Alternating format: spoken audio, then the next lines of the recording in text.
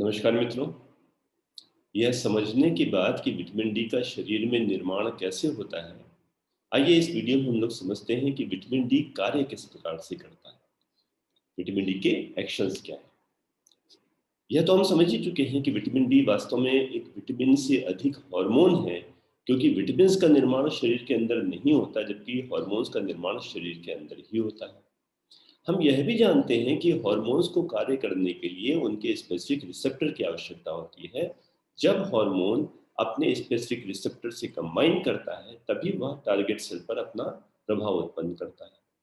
तो हमको यह भी जानना होगा कि विटामिन डी, जो कि वास्तव में एक हार्मोन है, उसके रिसेप्टर कहाँ होते हैं। वास्तव में विटामिन डी के रिसेप्टर्स इनकी टारगेट सेल्स के न्यूक्लियस में होते हैं। हार्मोन्स के रिसेप्टर हम जानते हैं कि 3 स्थानों पर हो सकते हैं, या तो टारगेट सेल की सेल मेम्ब्रेन पर, या टारगेट सेल के साइटोप्लाज्म में, या न्यूक्लियस के अंदर। तो जो विटामिन डी के रिसेप्टर्स हैं, ये टारगेट सेल की न्यूक्लियस के अंदर होते हैं, इंट्रा न्यूक्लियर रिसेप्टर्स। तो देखते हैं कि विटामिन डी किस प्रकार से अपना कार्य उत्पन्न कराता है। ब्लड सर्कुलेशन में हम जानते हैं कि जो मेन सर्कुलेटिंग फॉर्म है विटामिन डी की है, वह है 25 hydroxy vitamin D. 25 hydroxy vitamin D जो कैल्सिडायोल है, ये विटामिन डी बाइंडिंग प्रोटीन के साथ कंबाइन होकर ब्लड में सर्कुलेट करता है। इसके अलावा 125 डाइहाइड्रोक्सी विटामिन डी, जो कि विटामिन डी की एक्टिव फॉर्म है, इसकी भी थोड़ी मात्रा ब्लड में सर्कुलेट करती है। तो जब ये 25 हाइड्रोक्सी विटामिन डी अपनी टारगेट सेल में पहुंचता है, तब स्टेरॉयड बेस का होने के कारण से, स्टेरॉयड मॉलिक्यूल होने के कारण से, बड़ी सरलता से यह सेल मेम्ब्रेन की लिपिड मॉइटी को क्रॉस करता हुआ सेल के अंदर चला जाता है। सेल के अंदर पहुंच के, जैसे रीनल सेल जो किडनीज की प्रॉक्सिमल कर्वोजेटिव ट्यूब्यूल्स में जो सेल हैं, वह इसको 25 हाइड्रोक्सी विटामिन को 125 डाइहाइड्रोक्सी विटामिन डी में कन्वर्ट कर देती है 1 अल्फा हाइड्रोक्सिलेशन के द्वारा। यह 125 डाइहाइड्रोक्सी विटामिन डी ही विटामिन डी की एक्टिव फॉर्म है, यह तो हम जानते हैं। अब यह 125 डाइहाइड्रोक्सी विटामिन डी या कैल्सिट्रायोल, यह न्यूक्लियस के अंदर डिफ्यूज करता है, और न्यूक्लियस के अंदर पहुंच के यह जीन्स के क्रोमोसोम्स के ऊपर स्थित अपने विटामिन डी रिसेप्टर से कंबाइन करता है। तो इस प्रकार विटामिन डी रिसेप्टर क्या हुए? Intra nuclear receptor. अब ध्यान रहे, इन इंट्रा न्यूक्लियर रिसेप्टर से विटामिन डी अकेला कंबाइन करके अपना कार्य नहीं उत्पन्न करा सकता।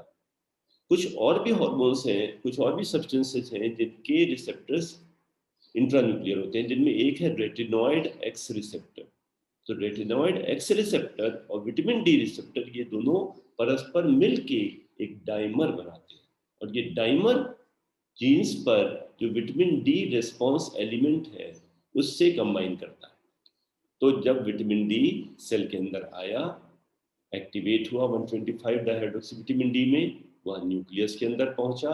न्यूक्लियस के अंदर पहुंच के वह विटामिन डी रिसेप्टर से कंबाइन करता है, और जब ये vitamin D receptor retinoid x receptor के साथ मिलकर डाइमराइज करता है, तब यह जीन्स के ऊपर उपस्थित विटामिन डी रिस्पॉन्स एलिमेंट से कंबाइन करता है। तो इस प्रकार से अब विटामिन डी, हमारा active vitamin D 125 dihydroxy vitamin D, यह विटामिन डी रिस्पॉन्स एलिमेंट, मतलब वो पार्ट क्रोमोसोम का जो विटामिन डी के रिस्पॉन्स में न्यू जीन फॉर्मेशन करे, उससे कंबाइन हो गया। अब यहां से इस कॉम्बिनेशन के बाद ट्रांसक्रिप्शन की प्रक्रिया के द्वारा ये मैसेंजर आरएनए का निर्माण करता है, और ये मैसेंजर आरएनए ही जाके डिफरेंट प्रोटीन्स की सिंथेसिस कराता है, जो विटामिन डी का कार्य संपादित कर सके। तो मित्रों, विटामिन डी एक कोलेस्ट्रॉल बेस्ड हार्मोन है। तो हम जानते हैं, एक्शंस उत्पन्न करने के लिए अधिकतर हमें new proteins, new enzymes, new catalyst की आवश्यकता होती है, तो वो प्रोटीनेशियस होते हैं। तो इसीलिए जो स्टेरॉयड बेस के हार्मोन्स हैं, वह सेल के अंदर जाके new gene formation, gene stimulation से न्यू प्रोटीन फॉर्मेशन को बढ़ाते हैं, जो इसका कार्य संपन्न करे। तो thyroid hormone, steroid hormone, retinoid receptors, और peroxisome proliferated activated receptor PPAR, जो गामा हम लोग अक्सर पढ़ते रहते हैं पैरेडियोम के साथ। तो थायराइड, स्टेरॉयड, पाइरोडिजोन और रेटिनॉइड के रिसेप्टर भी इंट्रान्यूक्लियर होते हैं, जिसमें रेटिनॉइड रिसेप्टर की आवश्यकता हमें इस विटामिन डी को जरूरत पड़ती है। विटामिन डी रिसेप्टर और रेटिनॉइड रिसेप्टर दोनों डायमराइज होकर अपना कार्य उत्पन्न करते हैं। अब हम यह भी जानते हैं कि हॉर्मोन्स तो एक बार सिक्रीट हुए ब्लड में, अब ब्लड में सर्कुलेट होने के साथ वह पूरे बॉडी में पहुंचेंगे। तो हम ये कैसे कहते हैं कि थायराइड हार्मोन अपना असर अमुक अमुक ऑर्गन पे डालेगा, इंसुलिन अपना असर अमुक अमुक ऑर्गन पे डालेगा, ऐसा कैसे होगा? वास्तव में जब ब्लड में सर्कुलेट हो रहे हैं तो इनका इफेक्ट पूरी बॉडी में होना चाहिए। वास्तव में ये कार्य होता है जब हार्मोन अपने रिसेप्टर से कंबाइन होते हैं। तो हार्मोन तो जनरलाइज्ड सर्कुलेशन में पूरे शरीर में पहुंच रहे हैं, लेकिन जिन जिन टारगेट ऑर्गन्स पे, जिन जिन ऑर्गन्स पे उनके रिसेप्टर होंगे वो इनके टारगेट ऑर्गन बन जाएंगे। तो विटामिन डी भी पूरे शरीर में सर्कुलेट तो हो रहा है, लेकिन कार्य कुछ स्पेसिफिक सेल्स पे करता है। तो हमें यह भी जानना होगा विटामिन डी के रिसेप्टर वो कौन से ऑर्गन्स हैं, वो कौन से टिश्यूज हैं, वो कौन सी सेल्स हैं जिस पे उपस्थित होते हैं, जहाँ पे अपना कार्य करें। अब विटामिन डी का काम क्या है? मिनरल मेटाबॉलिज्म को कंट्रोल करना। तो जो जो टिश्यूज मिनरल मेटाबॉलिज्म से संबंधित हैं उनमें विटामिन डी के रिसेप्टर्स विशेष रूप से मिलेंगे। इसके अतिरिक्त शरीर के लगभग सभी सेल्स में विटामिन डी रिसेप्टर्स होते हैं, जहाँ पे इसके कुछ नोन और कुछ अननोन प्रभाव हैं विटामिन डी के। लेकिन जो मुख्यतः प्रेजेंस होते हैं मिनरल मेटाबॉलिज्म को अफेक्ट करने वाली बोन्स में, किडनीज में, इंटेस्टाइन में और इन सबके रेगुलेटर पैराथायरॉयड ग्लैंड पर। तो ये मुख्य हैं टारगेट ऑर्गन्स जहाँ पे विटामिन डी रिसेप्टर्स होते हैं, जिसके द्वारा विटामिन डी का कार्य संपादित होता है, संपन्न होता है। आइए इनको एक एक करके समझते हैं। सर्वप्रथम इंटेस्टाइन में, जहाँ पे विटामिन डी का कार्य है कैल्शियम को एब्जॉर्ब कराना। Calcium absorption intestinal epithelial cell से होता है। तो ये इंटेस्टिनल ल्यूमेन है जिसमें भोजन आया और यह इंटेस्टिनल एपिथेलियल सेल से एब्जॉर्ब होता हुआ ब्लड सर्कुलेशन में पहुंच गया। तो कैल्शियम का एब्जॉर्प्शन दो प्रकार से होता है। एक प्रोक्सिमल इंटेस्टाइन में, ड्यूडेनम और प्रोक्सिमल जेजुनम में यह होता है एक्टिव एब्जॉर्प्शन, जो कि विटामिन डी डिपेंडेंट होता है, जहां से कैल्शियम को एक्टिवली एब्जॉर्ब किया जाता है। जबकि डिस्टल इंटेस्टाइन में इसका जो एब्जॉर्प्शन होता है वो पैसिव एब्जॉर्प्शन होता है। जितना कैल्शियम इंटेस्टाइन में है वो पैसिवली अपने कंसंट्रेशन ग्रेडियंट के अनुसार एब्जॉर्ब होता जाता है। तो active absorption proximal intestine, passive absorption distal intestine. और ये पैसिव एब्जॉर्प्शन होता है पैरा सेलुलर पाथवे से, दो सेल्स के बीच में। पैरा मतलब बगल में, तो सेल के बगल में ये जो दो सेल्स एक टाइट जंक्शन से जुड़ी होती हैं, वहां पे एक वहां पे एक चैनल होती है जिसे क्लॉडिन चैनल कहते हैं। उस क्लॉडिन चैनल के थ्रू ये पैसिवली एब्जॉर्ब होता रहता है डिस्टल इंटेस्टाइन या आईएम में। लगभग 5% जो कैल्शियम है डाइट में वह इसके द्वारा एब्जॉर्ब होता है। तो कैल्शियम डाइट में अगर बहुत अधिक होगा, हम बहुत लेंगे, तो ये पैसिव एब्जॉर्प्शन के द्वारा वो पहुंच एब्जॉर्ब होकर ब्लड में पहुंच जाएगा। ये तो हुआ पैसिव एब्जॉर्प्शन, जो कि लगभग 5% ऑफ डाइटरी कैल्शियम होता है। जो एक्टिव एब्जॉर्प्शन है, जो प्रोक्सिमल इंटेस्टाइन में है, ड्यूडेनम और प्रोक्सिमल जेजुनम में है, यह होता है कुछ स्पेसिफिक रिसेप्टर्स के द्वारा, जो इंटेस्टिनल एपिथेलियल सेल के ब्रश बॉर्डर पे जो ल्यूमेन की तरफ है वहां पर होते हैं। टीआरपीवी, टीआरपीवी रिसेप्टर्स, टीआरपीवी टाइप 5 और टीआरपीवी टाइप 6, यह दोनों होते हैं ब्रश बॉर्डर पे प्रोक्सिमल इंटेस्टाइन की एपिथेलियल सेल्स में। अब जब यह दोनों, जब कैल्शियम इस टीआरपीवी चैनल के संपर्क में आता है, तब यह इसको सेल के अंदर एक्टिवली पहुंचा देते हैं। सेल के अंदर जब कैल्शियम पहुंचा, अच्छा हम जानते हैं कैल्शियम एक सिग्नलिंग मॉलिक्यूल है, इंट्रासेलुलर सिग्नलिंग को वह उसमें महत्वपूर्ण योगदान देता है। तो जितना कैल्शियम अंदर पहुंचेगा वह उसकी जो इलेक्ट्रोफिजियोलॉजिकल एक्टिविटी है उसको चेंज कर देगा, वहां पे सिग्नल अपने प्रोड्यूस करने लग जाएगा। तो इसलिए कैल्शियम को हम सेल के अंदर अकेला नहीं छोड़ सकते, उसको पहुंचते ही किसी प्रोटीन के साथ में कंबाइन करा के और सिग्नलिंग पॉइंट ऑफ व्यू से उसको इनएक्टिवेट कर दिया जाता है। तो इंटेस्टिनल एपिथेलियल सेल में भी एक प्रोटीन होती है कैलबाइंडिन, कैल्शियम को बाइंड करने वाली कैल बाइंडिंग प्रोटीन होती है जो इस कैल्शियम से कंबाइन कर लेती है। तो अब ये कैल्शियम अंदर की इलेक्ट्रोफिजियोलॉजी को डिस्टर्ब नहीं कर पाता। अब अंदर तो कैल्शियम आ गया, इसको सेल से निकाल कर और ब्लड में पहुंचाना है। इसके लिए जो बेसोलेटरल मेम्ब्रेन है एपिथेलियल सेल की, वहां पर कुछ चैनल्स होते हैं। एक चैनल तो है प्लाज्मा मेम्ब्रेन कैल्शियम एटीपीएस, जो इसको बाहर ले जाती है और बाहर ले जाके फिर प्लाज्मा में कैपिलरीज में से एब्जॉर्ब होके वो ब्लड में पहुंच जाता है। और दूसरी है सोडियम कैल्शियम एक्सचेंजर। तो ये दो चैनल्स हैं जो कि इंट्रासेलुलर कैल्शियम को ब्लड में पहुंचा देती है। तो इस प्रकार मित्रों तीन प्रोसेसेस हमारे हुए, एक ब्रश बॉर्डर पर टीआरपीवी चैनल के द्वारा जिससे ल्यूमेन में उपस्थित कैल्शियम सेल के अंदर आया। दूसरा प्रोसेस हुआ सेल के अंदर इलेक्ट्रोफिजियोलॉजी डिस्टर्ब ना करे, इसके लिए कैलबाइंडिन प्रोटीन से कंबाइन किया।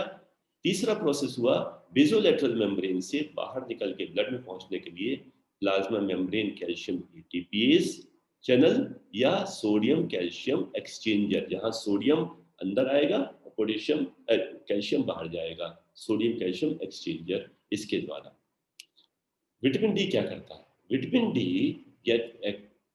Actually 125 dihydroxy vitamin D calcitriol, जो इसकी एक्टिव फॉर्म है, वह इंटेस्टिनल एपिथेलियल सेल में पहुंचकर इन तीनों प्रोसेसेस में अपना योगदान देता है।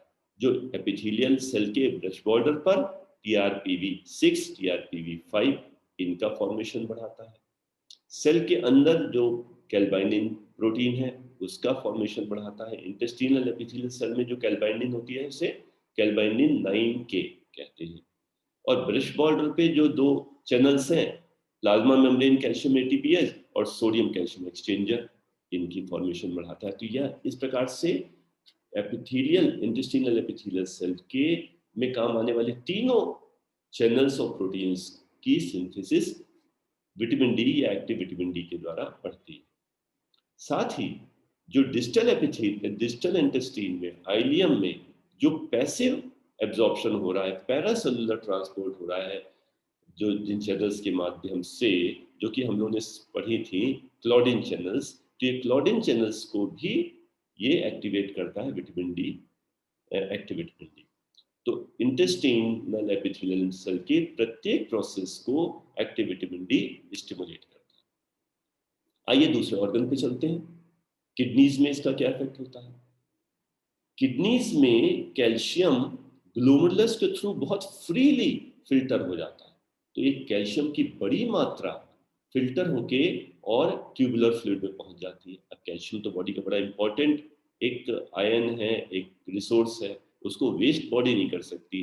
तो पहले तो कैल्शियम यहाँ से फिल्टर होता है, इसके बाद प्रॉक्सिमल कन्वोल्यूटेड ट्यूब्यूल में, और इसके बाद ये जो लूप ऑफ हेनले है, इसका जो थिक असेंडिंग लिम्ब है, इसमें यह पैसिवली रीअब्सॉर्ब करा लिया जाता है। 65% प्रॉक्सिमल कन्वोल्यूटेड ट्यूब्यूल में और 20% इस थिक असेंडिंग लिम्ब में एब्जॉर्ब हो जाता है। 85% जो कैल्शियम फिल्टर हुआ वह यहाँ तक एब्जॉर्ब हो गया। लेकिन यह प्रोसेस भी, जैसे कैल्शियम में हम लोगों ने पढ़ा कि कैल्शियम में पैसिव रीअब्जॉर्प्शन होता है, पैसिव एब्जॉर्प्शन होता है डिस्टल इंटेस्टाइन में, यहाँ पे पैसिव रीअब्जॉर्प्शन होता है।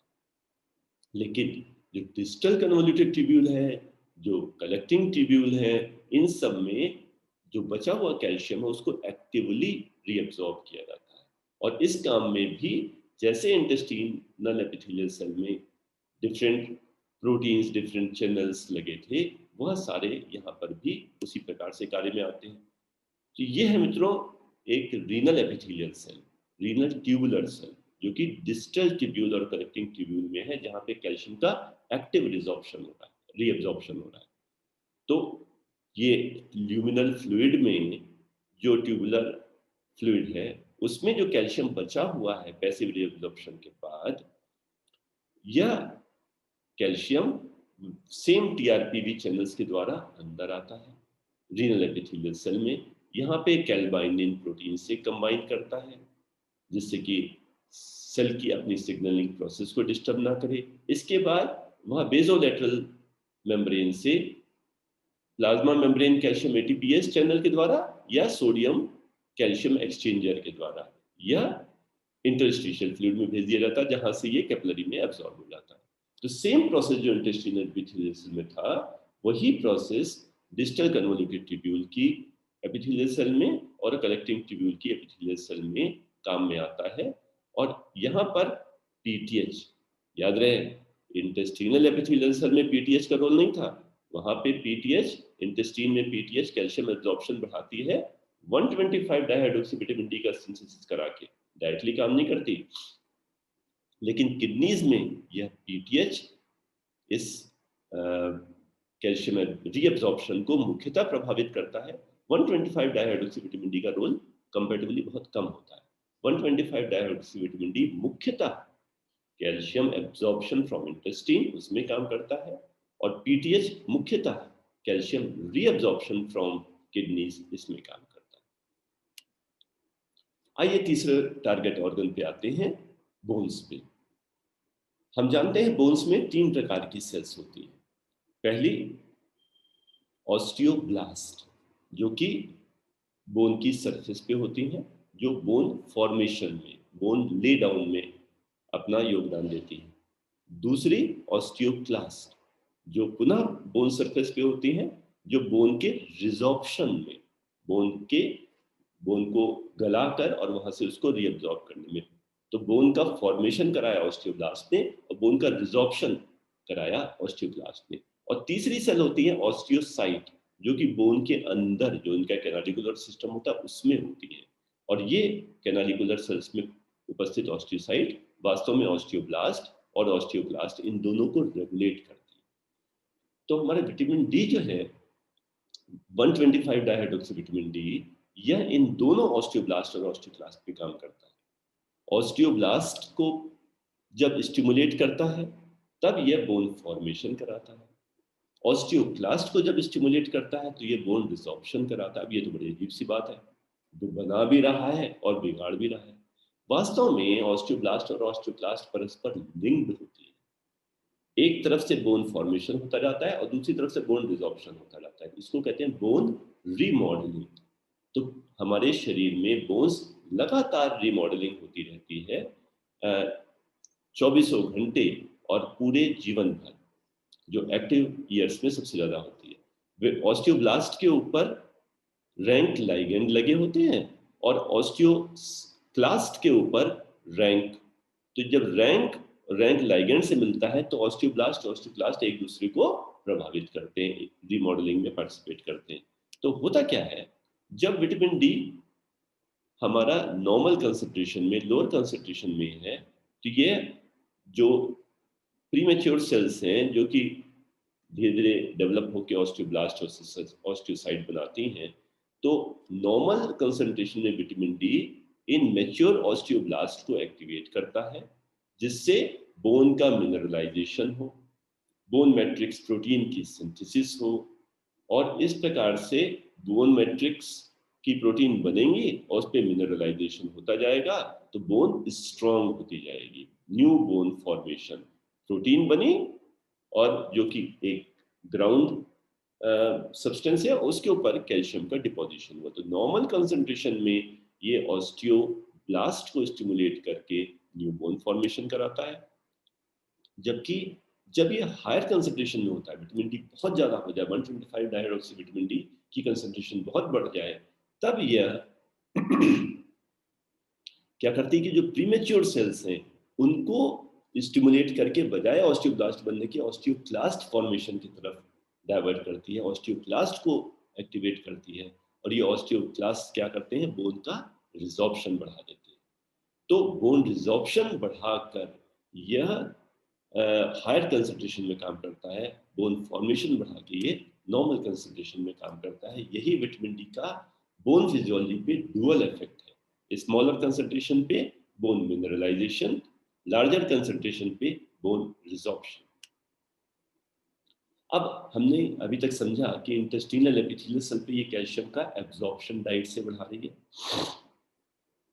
किडनी की एपिथेलियल सेल्स में इसका रोल कम है, वहां पीटीएच का ज्यादा है, वहाँ पे कैल्शियम का रीअब्जॉर्प्शन बढ़ा रही है, और बोन में स्मॉलर कंसंट्रेशन में वह बोन का फॉर्मेशन और लार्जर कंसंट्रेशन में बोन का रिजॉर्प्शन इसको बढ़ा रही है।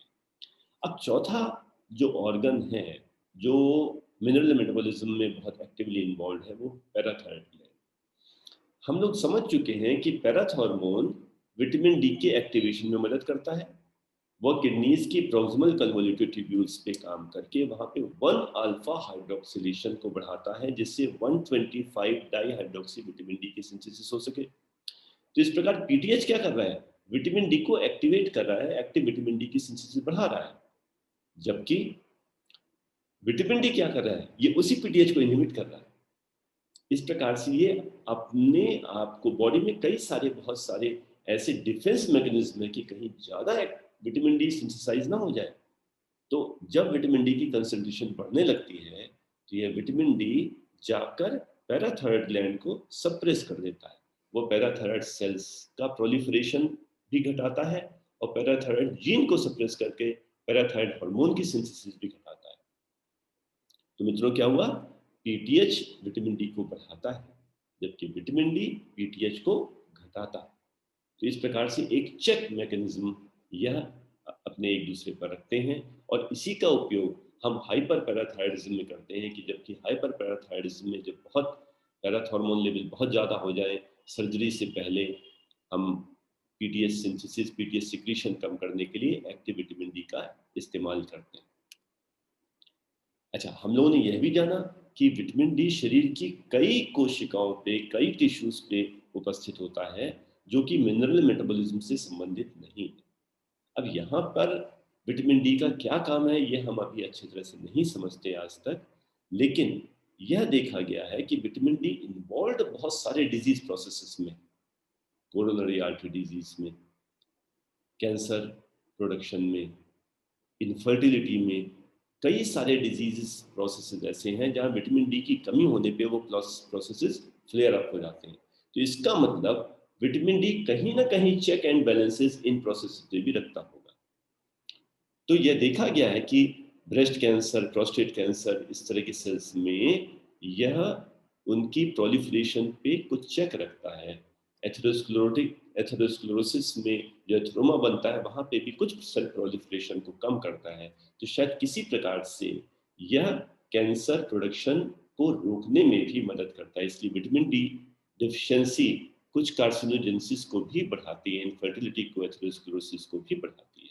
तो इस प्रकार से कुछ अभी नोन कुछ अननोन इफेक्ट्स हैं शरीर के जनरलाइज्ड बॉडी टिश्यूज में जो विटामिन डी उत्पन्न कर सकता है। तो इस प्रकार मित्रों अब एक बार रिवाइज कर लेते हैं। Vitamin D intra nuclear receptors के थ्रू काम करता है।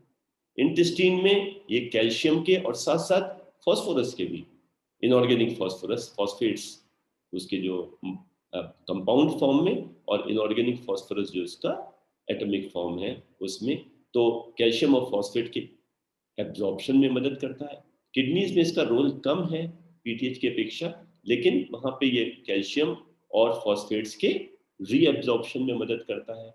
बोन्स में स्मॉल डोजेज में ऑस्टियोब्लास्टिक एक्टिविटी को बढ़ाता है, लार्ज डोजेज में ऑस्टियोक्लास्टिक एक्टिविटी को बढ़ाता है। धन्यवाद मित्रों, आप लोग भी इस मिशन से जुड़े मेडिकल कंसेप्ट इन हिंदी, कि हम अपनी मेडिकल साइंस को, मॉडर्न मेडिकल साइंस को किस प्रकार से अपनी मातृभाषा में लिख सकें, समझ सकें। संभवतः यह हमारे लिए और अधिक सरल होगा। इस ऐप को आप ऐप स्टोर से डाउनलोड कर सकते हैं और इनके टेक्स्ट, ऑडियो, वीडियो और केस स्टडीज का लाभ उठा सकते हैं। नमस्कार, धन्यवाद।